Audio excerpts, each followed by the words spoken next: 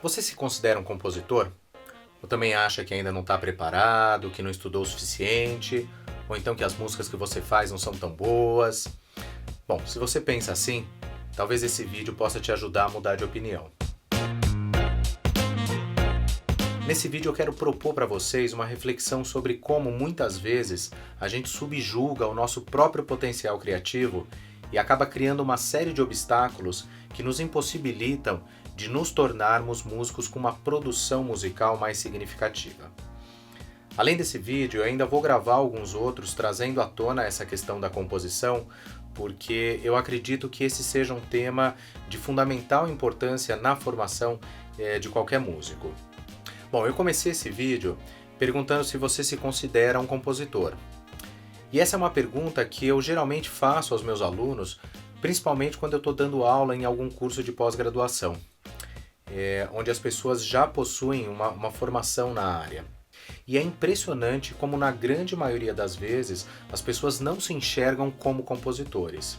Um ou outro levanta a mão super tímido e já responde se desculpando.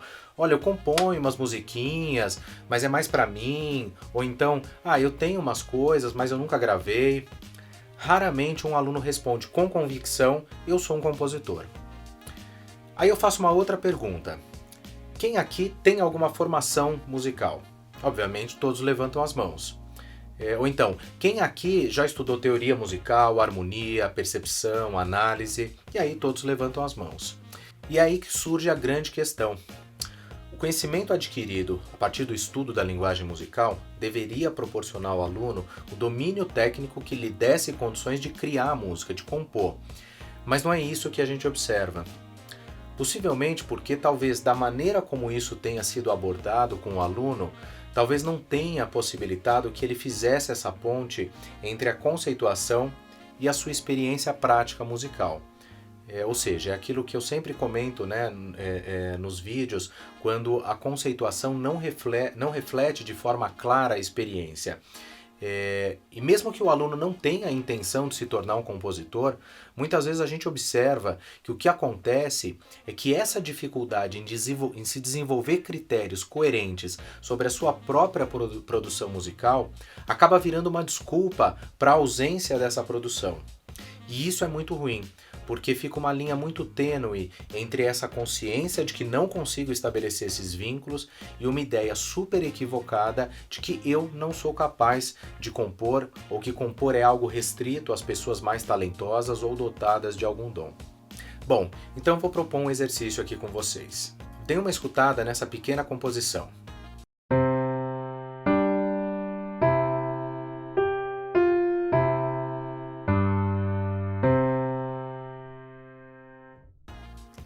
Basicamente uma melodia de 4 compassos, na tonalidade de Dó maior, que utiliza somente as 5 primeiras notas da escala, praticamente subindo e descendo a melodia. Aí eu te pergunto, você acha que você seria capaz de criar uma música como essa? Possivelmente a sua resposta foi sim. Quando eu faço essa mesma pergunta para as minhas turmas, todos, sem exceção, levantam a mão e respondem, com certeza sim.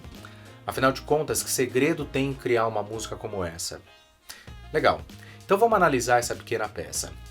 Vamos ouvir de novo.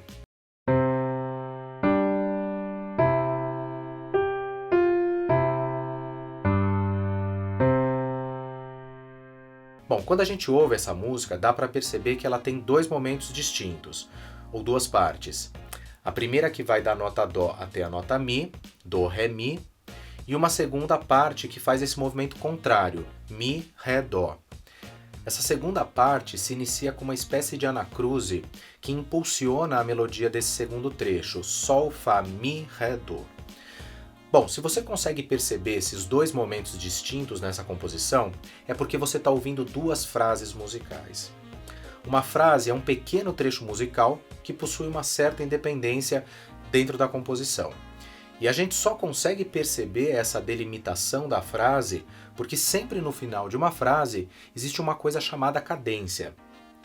A cadência é uma relação harmônica e às vezes melódica que se estabelece no final da frase e que tem o objetivo de criar essa ideia de pontuação, de delimitação de uma ideia musical. Nesse caso, no final da primeira frase, acontece um movimento harmônico do acorde dominante se resolvendo no acorde de tônica. Esse movimento caracteriza a chamada cadência autêntica. E a gente pode ver que a segunda frase também termina com uma cadência autêntica. A cadência autêntica se subdivide em cadência autêntica perfeita e cadência autêntica imperfeita. O termo perfeito ou imperfeito diz respeito a uma característica da melodia. Se na resolução a melodia estiver sobre a fundamental do acorde, a gente classifica essa cadência como cadência autêntica perfeita, porque houve a resolução, tanto do ponto de vista harmônico como melódico, ou seja, a nota da melodia é a fundamental. Caso a melodia esteja em alguma outra nota do acorde, a gente classifica essa cadência como cadência autêntica imperfeita. A cadência autêntica perfeita tem um efeito de resolução mais efetivo, e é justamente por isso que ela foi usada na resolução da segunda frase, não da primeira. Ou seja, o fato da primeira frase ter terminado numa cadência autêntica imperfeita gera a sensação de que a melodia ainda vai continuar. Outra coisa que a gente poderia falar sobre essa peça é que quando a gente escuta, a gente percebe que é uma música bem consonante, ou seja, a melodia privilegia a sonoridade da tríade do acorde. E essa é uma constatação meramente estética, não tem nenhum juízo de valor. Mas se a gente der uma olhada no segundo compasso, foi utilizada uma nota Fá na melodia sobre o acorde de Dó maior. Essa nota é uma dissonância em relação ao acorde de Dó. Mas eu tenho certeza que ninguém ouviu essa nota como uma dissonância. E também não ouviu um acorde de Dó com quarta nesse trecho. Por quê? Essa nota ela foi escrita de uma maneira em que a gente diz que ela se apresenta tratada. Uma dissonância tratada é quando a nota é escrita de uma determinada forma, onde a gente não consegue estabelecer uma relação harmônica com a nota da melodia. E aí ela não é percebida como uma dissonância. Existem vários tipos de tratamento de dissonâncias. Nesse caso, a nota Fá é o que a gente chama de nota de passagem, que basicamente é quando a dissonância é escrita entre duas consonâncias em grau conjunto, num movimento direto. Ou todas as notas estão subindo, ou elas estão descendo. Além disso, a gente percebe que, embora a música tenha duas frases, existem elementos na construção dessas frases que fazem com que a gente perceba que as duas frases pertençam à mesma música. O motivo rítmico utilizado é um desses elementos, ou seja, a rítmica da primeira frase é praticamente a mesma da segunda frase. Uma outra coisa interessante são essas duas colcheias do segundo compasso que funcionam como uma espécie de anacruse para a segunda frase.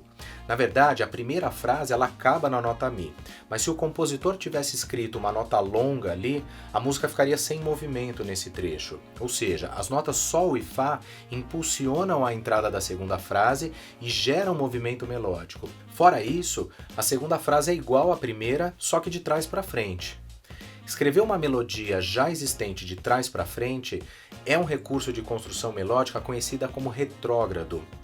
Olha só, gente, imagina se no começo do vídeo eu tivesse pedido para você para que você compusesse uma música de 4 compassos com duas frases, uma terminando numa cadência autêntica perfeita, a outra terminando numa cadência autêntica imperfeita, que todas as dissonâncias estivessem tratadas e que você criasse uma melodia retrógrada.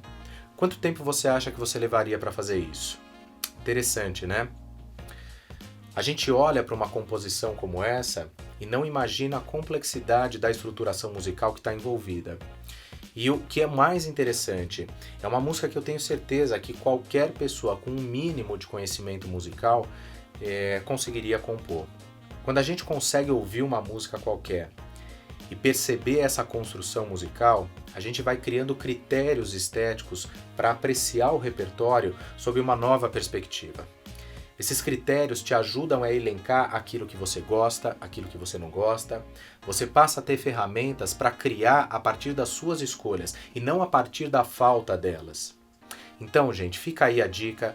Para você criar coisas muito legais musicalmente falando, o caminho é bem mais simples do que às vezes a gente imagina.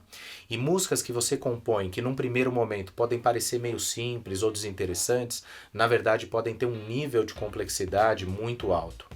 Ter esse olhar vai te ajudar muito a desenvolver uma escuta mais ativa quando você estiver ouvindo música e também quando você estiver compondo.